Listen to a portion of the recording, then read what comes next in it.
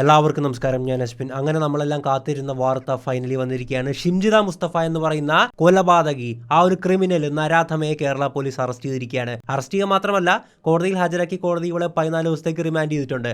പക്ഷേ ആ ഒരു അറസ്റ്റിന്റെ വാർത്തകളും കാര്യങ്ങളൊക്കെ കാണുന്ന നമുക്ക് ഒരുപാട് സംശയങ്ങൾ തോന്നിയേക്കാം.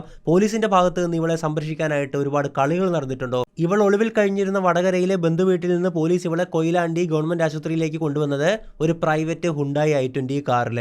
അതെങ്ങനെ സാധിക്കുന്നു? എന്തുകൊണ്ട് പോലീസ് ഇത് മാധ്യമങ്ങളെ അറിയിച്ചില്ല? ഇവിടെ ഉച്ചയോടെ അറസ്റ്റ് ചെയ്തു എന്നാണ് അറിയാൻ കഴിഞ്ഞത്. പക്ഷേ അതിനുശേഷം നമ്മൾ ഈ ഒരു ഹോസ്പിറ്റലിൽ കൊണ്ടുവരുമ്പോൾ മാത്രമാണ് മാധ്യമങ്ങൾ പോലും ഈ ഒരു വാർത്ത അറിയുന്നത്. നമ്മൾ മാധ്യമങ്ങളിലൂടെ വാർത്ത കാണുന്നതല്ലേ. മാത്രമല്ല, ഈ കേസ് രജിസ്റ്റർ ചെയ്തിട്ടുള്ളത് കോഴിക്കോട് മെഡിക്കൽ കോളേജ് പോലീസ് സ്റ്റേഷനിലാണ്. അപ്പോൾ അവിടുന്ന് ഒരു പ്രതിയെ മെഡിക്കൽ എടുക്കാൻ ഹാജരാക്കേണ്ടത് ഒന്നെങ്കിൽ സാധാരണഗതിയിൽ കോഴിക്കോട് മെഡിക്കൽ കോളേജിലോ അല്ലെങ്കിൽ ബീച്ച് ഹോസ്പിറ്റലിലോ ആണ്, ഗവൺമെന്റ് ഹോസ്പിറ്റലിലോ ആണ്. പക്ഷേ ഇവളെ കൊണ്ടുപോയിട്ടുണ്ടായിരുന്നു, മെഡിക്കൽ എടുക്കാൻ കൊണ്ടുപോയിട്ടുണ്ടായിരുന്നു നേരെ കൊയിലാണ്ടി ഗവൺമെന്റ് ആശുപത്രിയിലേക്കാണ്. അതൊക്കെ എന്തിനാണ്? അപ്പോൾ ഒരുപാട് ചോദ്യങ്ങൾ, അതിൻ്റെ ഉത്തരങ്ങളും ഒക്കെ നമുക്ക് പരിശോധിക്കണം. അതിനു മുമ്പ് നമ്മൾ സംസാരിക്കേണ്ട ഒരു കാര്യമുണ്ട്. മറ്റൊന്നുമല്ല, ഈ സംഭവം നടന്ന ബസ് ഉണ്ടല്ലോ, ദീപക് യാത്ര ചെയ്ത, ഇവള് വീഡിയോ എടുത്ത് ദീപകിനെ കൊന്ന ആ ഒരു വണ്ടി ഉണ്ടല്ലോ, അതിൻ്റെ CCTV ഫൂട്ടേജ് വന്നിട്ടുണ്ട്. അതിൽ നിന്നുള്ള ഡ്രൈവറിൻ്റെയും കണ്ടക്ടറിൻ്റെയും ഒക്കെ മൊഴികൾ വന്നിട്ടുണ്ട്. ആ ഒരു സംഭവത്തെ പറ്റി പറഞ്ഞ ശേഷം ഇവളുടെ അറസ്റ്റിനെ പറ്റിയിട്ടുള്ള കംപ്ലീറ്റ് കാര്യങ്ങൾ നമുക്ക് ഈ ഒരു വീഡിയോയിൽ നോക്കാം. രാമന്തളിയിൽ നിന്ന് പയ്യന്നൂരിലേക്ക് പോകുമായിരുന്ന അല്ലമീൻ എന്ന് പറയുന്ന ഒരു ബസ്സിൽ അന്നേ ദിവസം ഉച്ചയ്ക്ക് ഏകദേശം 12:45 കൂടിയിട്ടാണ് ഈ ഒരു സമയം നടക്കുന്നത്. ബസ് വൈറലായപ്പോൾ അതിൻ്റെ കാര്യങ്ങൾ, ബസ്സിൻ്റെ പേരൊന്നും ഇല്ലായിരുന്നു. പക്ഷേ ആ ഒരു ബസ്സിൻ്റെ ഓണർ ഉണ്ടല്ലോ, ഈ ബസ്സിൻ്റെ സീലിംഗ് കണ്ടിട്ടാണ് അത് ഐഡൻറ്റിഫൈ ചെയ്യുന്നത്. അങ്ങനെ കണ്ടക്ടറിനോടൊക്കെ വിളിച്ച് ചോദിക്കുന്നുണ്ട്, അങ്ങനെ ഏതെങ്കിലും പെൺകുട്ടി എന്തെങ്കിലും ബുദ്ധിമുട്ട് നേരിട്ടായിട്ട് റിപ്പോർട്ട് ചെയ്തിട്ടുണ്ടോ, ആ ബസ്സിൽ എന്തെങ്കിലും പ്രശ്നങ്ങൾ ഉണ്ടായിരുന്നു എന്നൊക്കെ ചോദിക്കുന്നുണ്ട്. പക്ഷേ കണ്ടക്ടറായിട്ടുള്ള രാമകൃഷ്ണൻ കൃത്യമായിട്ട് ഉത്തരം പറയുന്നുണ്ട്, ആ ബസ്സിൽ അന്നേ ദിവസം യാതൊരുവിധ പ്രശ്നങ്ങളും ഇല്ലായിരുന്നു. ഒരു പെൺകുട്ടി തങ്ങളോട് പരാതിപ്പെട്ടിട്ടുമില്ല.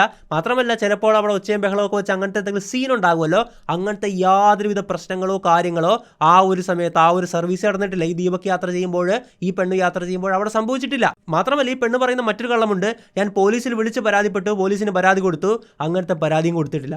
അതിനുശേഷം ഇവള് പറയുന്ന ഒരുപാട് കള്ളങ്ങളുണ്ട് കേട്ടോ. ദീപക് ഇറങ്ങി ഓടി, പിന്നെ സ്പീഡിൽ നടന്നു എന്നായി, ഞാൻ കുറേ ചീത്ത പറഞ്ഞു, ഇതൊന്നും ആ വീഡിയോയിൽ കാണാനുമില്ല. മാത്രമല്ല, ഇപ്പോൾ നമുക്ക് അറിയാൻ പറ്റുന്നത്, ഈ വീഡിയോ ഏകദേശം നല്ല ലെങ്ത്തുള്ള ഒരുപാട് മിനിറ്റുകളോളം ഇവിടെ റെക്കോർഡ് ചെയ്തിട്ടുണ്ട്. അത് കൃത്യമായിട്ടൊരു എഡിറ്റിംഗ് ആപ്പിലിട്ട് അവൾക്ക് വേണ്ട പോർഷൻസ് മാത്രം കട്ട് ചെയ്ത് സ്ലോ മോഷനിലാക്കിയാണ് ഇത് പ്രചരിപ്പിച്ചിരിക്കുന്നത്. പിന്നീട് പല യൂട്യൂബ് വീഡിയോസും കണ്ടപ്പോഴാണ് ഒരു കാര്യം ശ്രദ്ധിച്ചത്, ഈ ദീപക് ബാഗ് പൊക്കുന്നുണ്ടല്ലോ വലത്തെ കൈ, അപ്പോൾ ആ ഒരു ബാഗിൻ്റെ സ്ട്രാപ്പ് ഉണ്ടല്ലോ, അതിങ്ങനെയാണ് കിടക്കുന്നത്. അതായത് എവിടെ ഉടക്കിയിട്ടുണ്ട്, അല്ലെങ്കിൽ ആരോ കൈവച്ച് പിടിച്ചിട്ടുണ്ട്, അതുകൊണ്ട് വലിച്ചെടുക്കുന്നതാണ്. മാത്രമല്ല, ഈ ഷിംജിത എന്ന് പറയുന്ന വ്യക്തിയുടെ വലത്തെ കൈ നമുക്ക് കാണാൻ പോലും സാധിക്കുന്നില്ല. അങ്ങനെ ഒരുപാട് കാര്യങ്ങൾ ഇതിൻ്റെ അകത്തുണ്ട്. അതായത് അറിഞ്ഞുകൊണ്ടൊരു മനുഷ്യൻ്റെ പുറകിൽ പോയി നിന്ന് ബാഗ് പൊക്കുമ്പോൾ മുട്ടുന്ന വീഡിയോ എടുത്തിട്ട് ഒരു ലൈംഗിക അതിക്രമമായിട്ട് ചിത്രീകരിച്ച് പോസ്റ്റ് ഇട്ട്, അത് മാത്രമല്ല എക്സ്പ്ലനേഷൻ വീഡിയോ ഉണ്ടായിരുന്നു. അവളുടെ ഒരു അത്രയും മോശപ്പെട്ട ഒരു വീഡിയോ അല്ലേ, ഒരു ഹാബിച്വൽ ഒഫൻഡറായിട്ട് ഇയാൾ ഇത് കണ്ടിന്യൂ ചെയ്തു പോകുന്നു, ഇയാൾ ഒരുപാട് ഇങ്ങനെ ചെയ്യുന്നുണ്ട്, കുറേ നാളായിട്ട് ഇയാൾ ചെയ്യുന്നതാണ് എന്നൊക്കെ പറഞ്ഞിട്ട് പേര് പോലും അറിയാത്ത, കുറച്ച് മിനിറ്റുകൾ മാത്രം കണ്ടൊരു ചെറുപ്പക്കാരനെ പറ്റിയിട്ടാണ് ഇയാൾ ഒരു റേപ്പിസ്റ്റ് ആണ്, ഒരു പെർവേർട്ടാണ്, ഒരു ഹാബിച്വൽ ഒഫൻഡറാണ് ഇവൾ പറഞ്ഞു വെക്കുന്നത്. ഇവൾ വായെടുത്താൽ കള്ളം പറയുന്ന, റീച്ച് കിട്ടാൻ വേണ്ടിയിട്ട് എന്ത് വൃത്തികേടും കാണിക്കുന്ന സംസ്കാരത്തിന്റെ പുറകെ പോകുന്ന വ്യക്തിയാന്നുള്ള കാര്യത്തിൽ യാതൊരു സംശയവും ഇല്ല. ആ ഒരു വീഡിയോയിൽ അവൾ പറയുന്നുണ്ട്, പൊതുസമൂഹം ഇത് കാണണം, സാമൂഹ്യ വിചാരണ ഇയാൾ നേരിടണം, പൊതുസമൂഹം, സൊസൈറ്റി ഇയാളെ ചോദ്യം ചെയ്യണം, ഇയാളുടെ കുടുംബക്കാരും അറിയാവുന്നവരും ഒക്കെ കാണണം, മാക്സിമം പേരിലേക്ക് എത്തിക്കണം. അവൾ തന്നെ പറയുന്നുണ്ട്, ഇത് റീച്ചിനാണ്, മാക്സിമം പേരിലേക്ക് ഇത് എത്തണമെന്ന് അവൾ തന്നെ പറയുന്നുണ്ടല്ലേ. അപ്പോൾ എന്തായാലും ഞാൻ പറഞ്ഞു വന്നത്, ആ CCTV ഫൂട്ടേജ് ആണല്ലോ നമുക്ക് വേണ്ടതല്ലേ. എന്തായാലും ഈ ബസ്സിലെ CCTV ഫൂട്ടേജ് വന്നിട്ടുണ്ട്. ഫ്രണ്ടിൽ നിന്നുള്ള CCTV ഫൂട്ടേജാണ് വന്നിട്ടുള്ളത്. ആ ബസ്സിൽ പ്രധാനമായിട്ട് 2 CCTVകളാണ് വയ്ക്കുക. ഒന്ന് പുറത്തോട്ടുള്ള CCTVയും പിന്നെ അകത്തോട്ടുള്ള ആ ഡ്രൈവറിൻ്റെ ക്യാബിൻ്റെ തൊട്ട് പുറകിലായിട്ട് അകത്തോട്ടൊരെണ്ണം വയ്ക്കും. ഇതാണ് പൊതുവെ കാണാറുള്ളത്. എന്തായാലും ആ ഒരു CCTV ഫൂട്ടേജാണ് വന്നിരിക്കുന്നത്. അതിൽ നിന്ന് ഒരു കാര്യം വളരെ വ്യക്തമാണ്, ആ ബസ് തിങ്ങി ഞെരുങ്ങിയാണ് പോകുന്നത്. അത്രത്തോളം തിരക്കുള്ള ബസ്സാണ്. തിരക്കുള്ള ബസ്സായതുകൊണ്ട് തന്നെ കണ്ടക്ടർമാർ മുമ്പിലോട്ട് വിളിച്ച് കയറ്റുന്ന ഒരു പതിവുണ്ടല്ലേ. ഒരുപാട് ചെറുപ്പക്കാർ മുമ്പിലൂടെ കയറുന്നുണ്ട്. ആ കൂട്ടത്തിൽ ദീപക്കും കയറുന്നതായിട്ട് കാണാൻ പറ്റും. ഇനി ഒരുപാട് പേര് കമൻറ്റിലൊക്കെ ചോദിക്കുന്നത് കേൾക്കാറുണ്ട്, അയ്യോ എന്തിനാണ് മുമ്പിൽ കയറിയത്, സ്ത്രീകളുടെ സ്പേസ് അല്ലേ അത്, പുറയിൽ കയറിക്കൂടാ ആയിരുന്നു എന്ന്. ഒന്നാമത്തെ കാര്യം, സ്വാഭാവികമായിട്ടും പല പുരുഷന്മാരും മുമ്പിൽ കയറാൻ കൂട്ടാക്കാറില്ല, പുറകിലാണ് കയറുന്നത്. എങ്കിലും നല്ല തിരക്കാണെങ്കിൽ കണ്ടക്ടർമാർ തന്നെ മുമ്പിലേക്ക് വിളിച്ച് കയറ്റാറുണ്ട്. ഇനി സ്വന്തം ഇഷ്ടപ്രകാരം തന്നെ കയറിയാലും അതിൻ്റെ അകത്തൊരു തെറ്റുമില്ല. നിങ്ങൾക്ക് മനസ്സിലാക്കാനൊരു കാര്യം പറയാം, ഈ ബസ്സിൻ്റെ മുൻഭാഗമുണ്ടല്ലോ, അത് ആർക്കും തീരെഴുതി കൊടുത്തിട്ടൊന്നുമില്ല. അത് ആർക്ക് വേണമെങ്കിലും യാത്ര ചെയ്യാം, സ്ത്രീക്കോ പുരുഷനോ എങ്ങനെ വേണമെങ്കിലും യാത്ര ചെയ്യാം. ഒരു ബസ്സിലാകെയുള്ള 25% സീറ്റുകൾ സ്ത്രീകൾക്ക് സംവരണം ചെയ്തിട്ടുണ്ട് എന്നുള്ളത് സത്യമാണ്. അത് മുൻഭാഗത്തായിട്ടാണ് സീറ്റുകൾ വരുന്നത്. ആ സീറ്റുകൾ മാത്രമാണ് സംവരണം ചെയ്തിട്ടുള്ളത്, അല്ലാതെ മുൻഭാഗത്തെ ഏരിയ അല്ല. ഈ ഒരു സത്യം നിങ്ങൾ മനസ്സിലാക്കണം. മുൻഭാഗത്ത് കയറുന്നതിൽ നിയമപരമായിട്ട് അങ്ങനെ യാതൊരുവിധ തടസ്സങ്ങളോ കാര്യങ്ങളോ ഇല്ല. ഇനി മറ്റൊരു നിങ്ങൾക്കറിയാത്തൊരു കാര്യം കൂടി പറയാം. സ്ത്രീകളുടെ സീറ്റ്, അതായത് റിസർവ്ഡ് സീറ്റ് ഒഴിഞ്ഞ് കിടക്കുവാണെങ്കിൽ പുരുഷന്മാർ അതിലിരിക്കാൻ മടിക്കാറുണ്ടല്ലേ, അതിലിരിക്കാൻ പാടില്ല എന്നാണ് അവർ വിചാരിക്കുന്നത്. അങ്ങനത്തെ ഒരു നിയമവുമില്ല. ഇത് സ്ത്രീകൾക്ക് മുൻഗണന കൊടുക്കുന്ന സീറ്റാണ്, അല്ലാതെ പുരുഷന്മാരെ നിരോധിച്ചിട്ടുള്ള സീറ്റല്ല. ഇതുമായി ബന്ധപ്പെട്ട് കുറച്ച് വർഷങ്ങൾക്ക് മുമ്പ് നമ്മുടെ കേരള പോലീസ് ഔദ്യോഗികമായിട്ടൊരു പോസ്റ്റ് ഷെയർ ചെയ്തിട്ടുണ്ടായിരുന്നു. ആ ഒരു പോസ്റ്റിൻ്റെ ലിങ്ക് ഞാൻ ഡിസ്ക്രിപ്ഷൻ ബോക്സിൽ വെച്ചേക്കാം. അത് വായിച്ചു കഴിഞ്ഞാൽ വ്യക്തമായിട്ട് കാര്യങ്ങളൊക്കെ മനസ്സിലാക്കാൻ സാധിക്കുന്നതാണ്. എന്തായാലും ഒരു സ്ത്രീ വന്ന് ആവശ്യപ്പെട്ട് കഴിഞ്ഞാൽ നിങ്ങൾ എഴുന്നേറ്റ് കൊടുക്കാൻ ബാധ്യസ്ഥരാണ്. അങ്ങനെ ചെയ്തിരിക്കുകയും വേണം. അല്ലാതെ നിങ്ങളെ നിരോധിച്ചിട്ടുള്ള, നിങ്ങളെ ബാൻ ചെയ്ത സീറ്റ് അല്ല സ്ത്രീകളുടെ റിസർവ്ഡ് സീറ്റ് എന്നുള്ളത്. ഏത് റിസർവ്ഡ് സീറ്റ് ആണെങ്കിലും അതിന് അർഹതപ്പെട്ട ഒരാൾ ആവശ്യപ്പെടുവാണെങ്കിൽ എഴുന്നേറ്റ് കൊടുത്തേ മതിയാകത്തുള്ളൂ. ആ ഒരു കാര്യം നമ്മൾ മനസ്സിലാക്കുക. നിങ്ങൾ സ്ത്രീകളുടെ സംവരണ സീറ്റ് ഇരുന്ന് യാത്ര ചെയ്തുകൊണ്ട് മറ്റൊരു സ്ത്രീ നിന്ന് യാത്ര ചെയ്യേണ്ട അവസ്ഥ നിങ്ങളാൽ വരരുത്. അത് നിയമവിരുദ്ധമാണ്. മാത്രമല്ല ഒട്ടും മാന്യതയില്ലാത്ത ഒന്നാണ്. അത് അവർക്ക് അലോട്ട് ചെയ്തിട്ടുള്ള സീറ്റാണ്. അവർ ആവശ്യപ്പെട്ടാൽ മാറിക്കൊടുക്കുക. അല്ലാതെ നിങ്ങൾക്ക് ഒഴിഞ്ഞു കിടക്കുവാണെങ്കിൽ യാത്ര ചെയ്യുന്നതിലൊന്നും പ്രശ്നമില്ല. എന്തായാലും ആ ഒരു ബസ്സിൽ നിന്നൊരു കാര്യം വളരെ വ്യക്തമാണ്. അത്രത്തോളം തിങ്ങി ഞെരുങ്ങി പോകുന്ന ബസ്സാണ് കേട്ടോ. അതിൻ്റെ ഇടയിലാണ് ഇവൾ വീഡിയോ പിടിക്കാനായിട്ട് സമയം കണ്ടെത്തിയത്. ആ ഒരു പാവം മനുഷ്യനെ കൊലയ്ക്ക് കൊടുക്കാനുള്ള, അവളുടെ വീഡിയോ ഉണ്ടാക്കാനുള്ള സമയം അവൾക്ക് കിട്ടിയത്.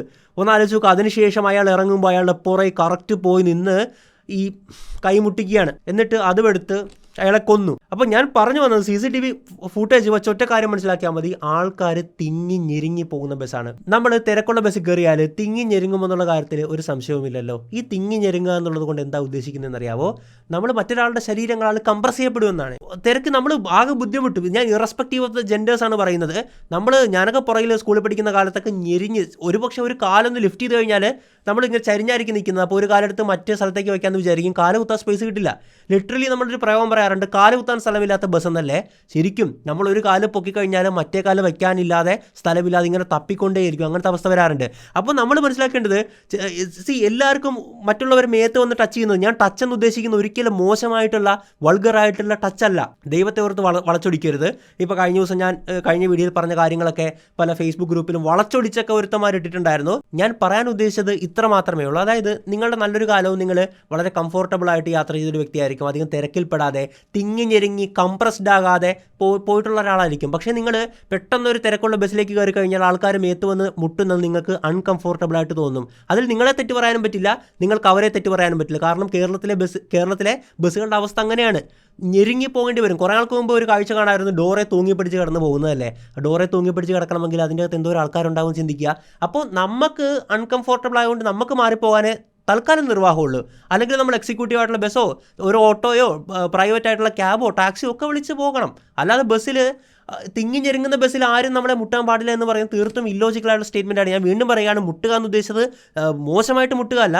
ജസ്റ്റ് നമ്മളുടെ തോളൊക്കെ ടച്ച് ചെയ്യൂലേ, അല്ലെങ്കിൽ നമ്മുടെ കൈയൊക്കെ വേറൊരാളുടെ മേത്ത് പോയിട്ട് ഇങ്ങനെ നിൽക്കുകയല്ല. അപ്പോൾ ഞാനൊക്കെ ഒരു ഗ്രൂപ്പിൻ്റെ ഇടയിൽ നിന്നാണ് ഞാൻ കംപ്രസ് ആയിട്ടുള്ളത്. അപ്പോൾ ഇതൊക്കെ സംഭവിക്കുന്ന കാര്യങ്ങളാണ് ബസ്സിൽ. ഈ കാര്യങ്ങളൊക്കെ മനസ്സിലാക്കി വെച്ചുകൊണ്ട് മാത്രം നമ്മുടെ കേരളത്തിലെ ഒരു ബസ്സിൽ കയറുക എന്നുള്ളത് വളരെ പ്രധാനപ്പെട്ടതാണ്. അൺകംഫോർട്ടബിൾ ആണെങ്കിൽ അത് ഓക്കെ, ഞാൻ സമ്മതിക്കുന്നു. പക്ഷേ അങ്ങനെ ഉണ്ടെങ്കിൽ നമുക്ക് ആൾക്കാരെ മാറ്റാനൊന്നും പറ്റത്തില്ല. ആരും എൻ്റെ മേത്ത് മുട്ടാൻ പാടില്ല. പുറകിൽ നിന്നൊക്കെ തള്ളി ഞെരുക്കാണ്. അതോടൊപ്പം ഈ തിരക്കിൻ്റെ ഇടയിൽ ഞാനൊക്കെ അനുഭവിച്ചിട്ടുള്ളൊരു കാര്യം എന്തെന്നാൽ, ഈ ആൾക്കാരുടെ ഇടയിൽ നിൽക്കുവാണല്ലോ, നമ്മൾ വേർത്തൊലിച്ച്, അടുത്ത് നിൽക്കുന്ന ഒരാളും വേർത്തൊലിച്ച് ആ ഒരു ഡിസ്കംഫോർട്ടൊക്കെ അനുഭവിച്ചു വേണം നമ്മൾ പോകാനായിട്ട്. ഏറ്റവും കൂടുതൽ തിരക്ക് കാണുന്ന ഒരു സമയം എന്തെന്നാൽ സ്കൂൾ വിടുന്ന സമയമാണ്. ഒരുപാട് സ്കൂളിലെ പിള്ളേർ, അതുപോലെ ITI കോളേജ്, മറ്റ് സ്ഥാപനങ്ങളിലെ ആൾക്കാരും ഒക്കെ കാണും ഞെരുങ്ങി പോകേണ്ട സാഹചര്യം വരാറുണ്ട്. അപ്പോൾ അൺകംഫോർട്ടബിൾ ആയിട്ടുള്ളവർ, അങ്ങനെയുള്ളവർ ഇതിൽ യാത്ര ചെയ്യാൻ നിൽക്കരുത്. കാരണം ഒന്നെങ്കിൽ അഡ്ജസ്റ്റ് ചെയ്യുക, അല്ലെങ്കിൽ നിങ്ങൾ അതിൽ നിന്ന് മാറിപ്പോവുക. അതിനുശേഷം നിങ്ങളെ മുട്ടുന്ന ഒരാളുടെ പേരിൽ ലൈംഗിക ആരോപണം ഉന്നയിക്കുക, വ്യാജ ആരോപണം ഉന്നയിക്കുക എന്ന് പറയുന്നത് തീർത്തും മോശപ്പെട്ട, അത്രത്തോളം നീചമായിട്ടുള്ള പ്രവൃത്തിയാണെന്ന് കൂടി ഞാൻ ഓർമ്മിപ്പിക്കുകയാണ്. ഇനി എന്തായാലും ഇവളുടെ അറസ്റ്റിനെ പറ്റി സംസാരിക്കുകയാണെങ്കിൽ, ആദ്യം ഒരുപാട് പലതരത്തിലുള്ള അഭ്യൂഹങ്ങളുണ്ടായിരുന്നു. ഇവൾ മെയിനായിട്ട് ദുബായ് അവിടെയൊക്കെ വർക്ക് ചെയ്യുന്നവളാണ്, ഇടയ്ക്ക് അവിടെ പോകുന്നവളാണ്. അതുകൊണ്ട് തന്നെ അങ്ങോട്ട് കടന്നിരിക്കാമെന്നുള്ളൊരു സാധ്യതയായിരുന്നു പലരും പറഞ്ഞിട്ടുണ്ടായിരുന്നത്. പക്ഷേ സോഷ്യൽ മീഡിയയിലുള്ള അവിടെ കണ്ടു എന്നൊക്കെ പറയുന്ന ഒരുപാട് മലയാളികളൊക്കെ പറഞ്ഞു അതിൻ്റെ ഭാഗമായിട്ടായിരുന്നു ഈ ഒരു വാർത്ത പ്രചരിപ്പിച്ചിട്ടുണ്ടായിരുന്നത്, അല്ലെങ്കിൽ പ്രചരിച്ചിട്ടുണ്ടായിരുന്നത്. മറിച്ച് പോലീസിൻ്റെ ഭാഗത്ത് നിന്നോ അല്ലെങ്കിൽ മറ്റ് ഔദ്യോഗികമായിട്ടുള്ള സോഴ്സിൽ നിന്നോ അവൾ മറ്റ് രാജ്യത്തേക്ക് കടന്നൊരു വാർത്തയില്ലായിരുന്നു. ആകെപ്പാടെ പോലീസ് അടക്കം സംശയിച്ചിട്ടുണ്ടായിരുന്നതെന്ന് പറഞ്ഞാൽ, അല്ലെങ്കിൽ മാധ്യമങ്ങളിൽ ഒരു കുറച്ചെങ്കിലും ഒഫീഷ്യൽ ആയിട്ടൊരു സംഭവം വന്നതെന്ന് പറഞ്ഞാൽ, ഇവൾ മംഗലാപുരത്തേക്ക് കടക്കാൻ സാധ്യതയുണ്ട് എന്നുള്ളതാണ്. അല്ലാതെ ദുബായിലേക്ക് പോയി എന്നൊക്കെ പറയുന്നത് ചില മലയാളികൾ അവളെ ഏതോ ഒരു ഹൈപ്പർ മാർക്കറ്റിൽ കണ്ടു എന്നൊക്കെ പറയുന്ന ഒരു ഓഡിയോയുടെ അടിസ്ഥാനത്തിൽ വന്നൊരു കാര്യമാണ്.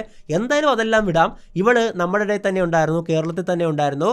വടകരയിലെ ഇവളുടെ ബന്ധുവീട്ടിലായിരുന്നു ഇവൾ ഒളിവിൽ കഴിഞ്ഞിട്ടുണ്ടായിരുന്നത്. പറഞ്ഞിട്ടുണ്ടായിരുന്നത് ആ ഒരു ബന്ധുവാണ് ഈ പക്ക ക്രിമിനലിന് അഭയം കൊടുത്തത്. അതായത് ഒരു ക്രിമിനലിനെ ഒളിവിൽ താമസിപ്പിക്കുക എന്ന് പറയുന്നതും കുറ്റമാണ്. അതറിയാവോ? നിങ്ങളുടെ ഏറ്റവും അടുത്ത സുഹൃത്ത് ഒരാളെ കൊന്നു, നിങ്ങൾ ആ സുഹൃത്തിന് അഭയം കൊടുത്തു കഴിഞ്ഞാൽ നിങ്ങളും പെടും, 100% നിങ്ങളും പെടും. അപ്പോൾ എന്തായാലും തീർച്ചയായിട്ടും ഇവൾക്ക് അഭയം കൊടുത്ത, ഈ പക്ക ക്രിമിനലിന് അഭയം കൊടുത്ത ആ ഒരു ബന്ധുക്കളുണ്ടല്ലോ, അവരുടെ നേരെ നിയമ നടപടികൾ എടുക്കണമെന്ന് തന്നെയാണ് എൻ്റെ ആവശ്യം. കാരണം ഒരാളും ഇനി അങ്ങനെ ചെയ്തുകൂടാ. കേരളം മൊത്തം ഇവൾക്ക് വേണ്ടി പരക്കം പായുമ്പോഴും നിങ്ങൾ ആ ക്രിമിനലിന് അഭയം കൊടുത്ത് നല്ല പിള്ള ചമയാൻ ശ്രമിക്കേണ്ട, നിങ്ങളും നിയമ നടപടി നേരിടേണ്ടവർ തന്നെയാണ്. നമ്മൾ മനസ്സിലാക്കേണ്ട കാര്യം, പോലീസിന്റെ ഈ നീക്കമെല്ലാം വളരെ രഹസ്യമായിരുന്നു എന്നുള്ളതാണ്.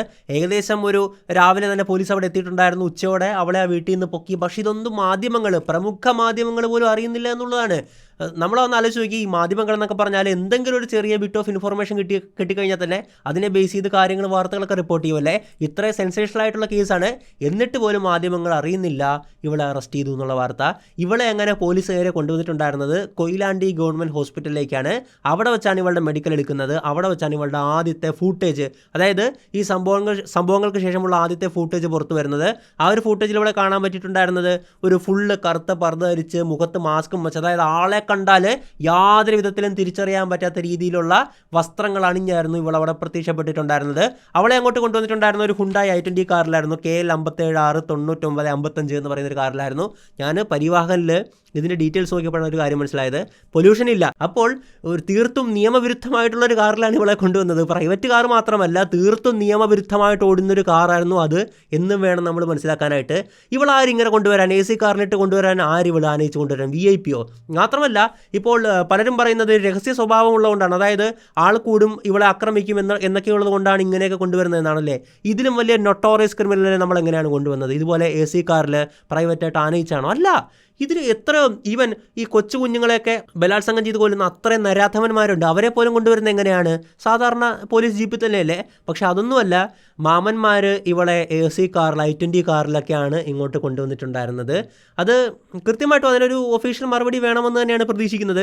പോലീസിന് പറയാനുള്ള ഭാഗം ഇത് തന്നെയായിരിക്കും, ആൾക്കൂട്ടാക്രമണം ആരും അറിയരുത്, അതുകൊണ്ട് തന്നെയാണ് ഇവൾ കൊണ്ടുവന്നത്. അപ്പോൾ ചോദ്യം ഇതാണ്, ഇതിനു മുമ്പുണ്ടായിരുന്ന അനേകമായിരം നൊട്ടോറിയസ് ക്രിമിനൽസിനെ നിങ്ങൾ ഇതുപോലെ കൊണ്ടുവന്നത് പ്രൈവറ്റ് കാരനാണോ? അല്ല, ഒരിക്കലും അല്ലല്ലോ. ഇനി രണ്ടാമത് സംശയം ഉണ്ടാക്കുന്ന ഒരു കാര്യം എന്തെന്നാൽ, കോഴിക്കോട് മെഡിക്കൽ കോളേജ് പോലീസ് സ്റ്റേഷനിൽ എടുത്ത കേസാണ്. അപ്പോൾ സാധാരണഗതിയിൽ ഒരു പ്രതിയെ ഹാജരാക്കുന്നത് ഒന്നെങ്കിൽ കോഴിക്കോട് മെഡിക്കൽ കോളേജിലോ അല്ലെങ്കിൽ നമ്മുടെ ബീച്ച് ഹോസ്പിറ്റലിലോ ആണ്. ഇതൊക്കെ മാറിയിട്ട് കൊയിലാണ്ടി ഹോസ്പിറ്റലിലാണ് ഇവളെ ഹാജരാക്കിയത്. ഇതെന്തിന്? ഇതിനും ഓക്കെ, ഞാൻ സംശയമായിട്ടൊരു പറയുന്നതാണ്, ഇതിനൊക്കെ കൃത്യമായിട്ടുള്ള ഔദ്യോഗികമായിട്ടുള്ള എക്സ്പ്ലനേഷൻ ഉണ്ടാകാം. ആ ഒരു എക്സ്പ്ലനേഷൻ ആവശ്യമാണ്, അതിന് വേണ്ടിയിട്ടാണ് നമ്മൾ ചോദിക്കുന്നത്. അല്ലാതെ ഇതുമായി ബന്ധപ്പെട്ടെന്തെങ്കിലും രഹസ്യ സ്വഭാവമുണ്ട്, പോലീസ് അവളെ രക്ഷിക്കാൻ ശ്രമിക്കുന്നു എന്നൊന്നുമല്ല. പോലീസ് ആദ്യമൊക്കെ കേസെടുക്കാൻ വിമുഖത കാണിച്ചായിരുന്നു, ഇത്രയും പ്രഷർ വന്നുകൊണ്ട് മാത്രമാണ് എടുത്തത് എന്നുള്ളത് മറ്റൊരു സത്യമാണ്. അതായത് ഒന്നാലോചിച്ച് നോക്കിയേ, ആ ഒരു ദീപക് എന്ന് പറയുന്ന വ്യക്തി മരിച്ച ശേഷവും പോലും ഒരുപാട് പരാതിയുണ്ട്, ഒരുപാട് ഇതൊക്കെ വന്നു, അങ്ങനെ അവർക്കും ഇവർക്കും മുഖ്യമന്ത്രിക്കൊക്കെ പരാതി കൊടുത്തു, എന്നിട്ട് പോലും കേസെടുക്കാൻ കൂട്ടാക്കിയില്ല. ഈവൻ നമ്മളുടെ മനുഷ്യാവകാശ കമ്മീഷൻ ഇടപെട്ടു, ഇത് മാധ്യമങ്ങൾ മൊത്തം ഏറ്റെടുത്ത് കേരളം മൊത്തം അറിഞ്ഞു. അതിനുശേഷമൊക്കെയാണ് കേസെടുക്കാൻ തയ്യാറായിട്ടുണ്ടായിരുന്നത്. ഇട്ട വകുപ്പ് BNS 108 ആത്മഹത്യാ പ്രേരണയാണ്. IT ആക്ട് എവിടെ? ഇത് ഓൺലൈനായിട്ട് നടത്തിയിട്ടുള്ള ഒരു പ്രശ്നമാണല്ലോ. IT ആക്ട് എന്ന് പറയുന്ന സാധനം ഇതിനകത്ത് ചാർജ് ചെയ്തിട്ടില്ല.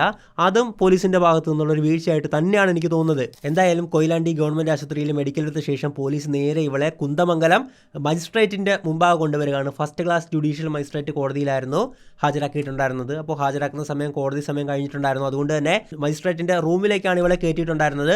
ആ ഒരു സമയത്ത് തന്നെ അവിടെ പല പോലീസുകാരെ വിന്യസിപ്പിച്ചിട്ടുണ്ടായിരുന്നു. ഏകദേശം 10-20 എന്തായാലും അത്രയും പോലീസുകാർ അവിടെ ഉണ്ടായിരുന്നു. ആ ഒരു വീഡിയോ കണ്ടതിൻ്റെ അടിസ്ഥാനത്തിലാണ് ഞാൻ പറയുന്നത്.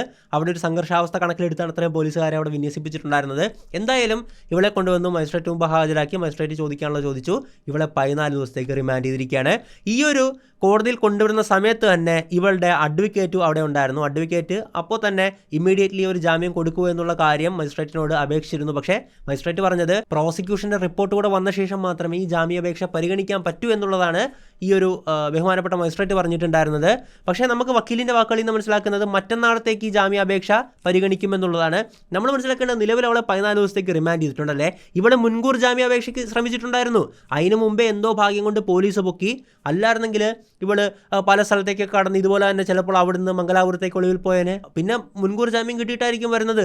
അവൾക്ക് ഒരു ദിവസം പോലും ചിലപ്പോൾ ജയിലിൽ കിടക്കേണ്ടി വരില്ല. അങ്ങനെ ഒരുപാട് സംഭവങ്ങൾ ഉണ്ടായേനെ. ഒന്നാലോചിച്ച് നോക്കുക, PP ദിവ്യയൊക്കെ സമാനമായിട്ടുള്ള കുറ്റകൃത്യം തന്നെയല്ലേ ചെയ്തത്. എന്നിട്ട് അവർക്ക് കിടക്കേണ്ടി വന്നു? ഇല്ല, അവർ ഒളിവിൽ പോയി. സമാനമായിട്ട് തന്നെ നവീൻ ബാബുവിനെ ഇതുപോലെ തന്നെ ആരോപണം ഉന്നയിച്ച് കൊന്നു. എന്നിട്ട് BP ദീപയ്ക്കൊന്നും ജയിലിൽ കിടക്കേണ്ടി വന്നില്ല, ഒളിവിൽ കഴിഞ്ഞു, അവർക്ക് അത്ര സപ്പോർട്ട് ഉണ്ടായിരുന്നില്ല. പക്ഷേ ഇത് നേരെ കാര്യങ്ങളൊക്കെ മൊത്തം മാറി മറിഞ്ഞുകൊണ്ട് കൃത്യമായിട്ട് പോലീസിന് ഇവളെ അറസ്റ്റ് ചെയ്ത് ഹാജരാക്കേണ്ടി വന്നു. ഇനി ഇവളുടെ ജാമ്യത്തെ പറ്റി പറയുവാണെങ്കിൽ ഈ ദീപകിൻ്റെ അച്ഛനൊക്കെ ഉറപ്പിച്ച് പറയുന്നൊരു കാര്യമുണ്ട്, ഇവൾക്ക് ജാമ്യം കൊടുക്കരുത്, ഇവൾ ജയിലിൽ കിടക്കേണ്ടവളാണ്. തീർച്ചയായിട്ടും ഇവൾക്ക് ജാമ്യം കൊടുത്തു കഴിഞ്ഞാൽ നമ്മളുടെ നിയമവ്യവസ്ഥ പൊതുസമൂഹത്തിന് നൽകുന്ന ഏറ്റവും തെറ്റായിട്ടുള്ള ഒരു സന്ദേശമാണ്. കൃത്യമായിട്ട് ഒരു ആരോപണം ഉന്നയിച്ച ഒരാളെ കൊന്നു, ഇത്രയും പ്രശ്നമായി, അങ്ങനത്തെ ഒരു കേസിന് ഞാൻ പറഞ്ഞത് മാധ്യമങ്ങളിൽ സെൻസേഷണൽ ആയതുകൊണ്ട് കോടതി ജാമ്യം കൊടുക്കരുത് എന്നല്ല, മറിച്ച് ഈ ഒരു ഗുരുതരമായിട്ടുള്ള കേസിന് 3-ാം ദിവസം, ഇന്നിപ്പോൾ രാത്രിയായി, ഇനി 1-2 ഒരു ദിവസം ഫുള്ള് കിടന്നാൽ മതി അല്ലേ, 3-ാം ദിവസം ജാമ്യം കൊടുക്കുകയാണെങ്കിൽ അതെന്താണ് പിന്നെ സൂചിപ്പിക്കുന്നത്? അങ്ങനെ ജാമ്യം കൊടുത്താൽ എന്താ സംഭവിക്കുക? തെളിവുകൾ നശിപ്പിക്കപ്പെടും. മെയിനായിട്ട് ഡിജിറ്റൽ എവിഡൻസ്. ഇതുവരെ നമ്മൾ വാർത്തകളിലൊന്നും കണ്ടില്ല, പോലീസുകളുടെ കയ്യിൽ നിന്ന് ഫോൺ റിക്കവർ ചെയ്തു, ആ ഫോണാണ് ഇതിൻ്റെ അകത്തെ കീ എവിഡൻസ് എന്നുള്ളതല്ലേ. എന്തായാലും ഈ അറസ്റ്റ് വരിക്കുന്ന മുമ്പ് വക്കീലൊക്കെ അപ്പം തന്നെ വന്നെങ്കിൽ വക്കീലുമായിട്ട് സംസാരിച്ചിട്ടുണ്ട്, ഈ ഡിജിറ്റൽ എവിഡൻസ് നശിപ്പിക്കാനുള്ള കാര്യങ്ങൾ ചെയ്തിട്ടുണ്ട്. അപ്പോൾ എത്രയും വേഗത്തിൽ ആ ഒരു എവിഡൻസ് കളക്ട് ചെയ്യാൻ പറ്റുന്നോ അത്രയും വേഗത്തിൽ കളക്ട് ചെയ്യണം. ഇവൾ ജാമ്യത്തിന് പുറത്തിറങ്ങിയാൽ ഉറപ്പായിട്ടും ആ എവിഡൻസ് നശിപ്പിക്കും, മറ്റ് പലരെയും സ്വാധീനിക്കാൻ ശ്രമിക്കും, അങ്ങനെ ഒരുപാട് പ്രശ്നങ്ങളുണ്ടാവും. പൊതുസമൂഹത്തിന് കൊടുക്കുന്ന തെറ്റായിട്ടുള്ള സന്ദേശമാണ്. അങ്ങനെയുള്ള അവസരങ്ങളിൽ കുറച്ച് ദിവസമെങ്കിലും ജാമ്യം കിട്ടാത്ത സാഹചര്യമൊന്നുമില്ല. ഈവൻ കഷായം ഗ്രീഷ്മ, ആ ക്രിമിനലിന് വരെ, ആ ഒരു കൊലപാതകയ്ക്ക് വരെ ജാമ്യം കിട്ടി, വധശിക്ഷയാണ് കൊടുത്തത്. അതായത് അപൂർവങ്ങളിൽ അത്യപൂർവമായിട്ട് ക്രൈം ചെയ്തിട്ടുള്ള ഒരുത്തിയാണ്, അവൾക്ക് വരെ ജാമ്യം കിട്ടുന്ന സാഹചര്യം ഉണ്ടായിരുന്നു. അതുകൊണ്ട് ജാമ്യമൊക്കെ കിട്ടും, പക്ഷേ പരമാവധി കുറച്ച് ദിവസമെങ്കിലും, റിമാൻഡ് കാലാവധി 14 14 ദിവസമെങ്കിലും ഇവിടെ ഒന്ന് കിടത്തിക്കഴിഞ്ഞാൽ അത്ര സന്തോഷമേ കേരള സമൂഹത്തിന്, പൊതുസമൂഹത്തിന് ഉണ്ടാകത്തുള്ളൂ. എന്തായാലും ഷിംജിത മുസ്തഫ എന്ന ഈ നരാധമയ്ക്ക് ഇന്ന് മഞ്ചേരി ജയിലിലെ പുൽപ്പായയിൽ നിലത്ത് കിടന്നുറങ്ങാം. അവിടെ ഒരുപാട് ക്രിമിനൽസ് അസലിൽ കാണും, റിമാൻഡ് പ്രതികൾ കാണും, അതോടൊപ്പം തന്നെ കുറ്റക്കാരായിട്ട് ശിക്ഷിക്കപ്പെട്ട കൊടും ക്രിമിനൽസ് കാണും. ഇവരുടെയൊക്കെ കൂടെ ഇവൾക്ക് കഴിയാം. ഇവൾ UAE-യിലേക്ക് സ്ഥിരമായിട്ട് സഞ്ചരിക്കുന്നവളാണല്ലേ, വിമാനത്തിൽ ഉയർന്നു പറക്കുകയാണ്.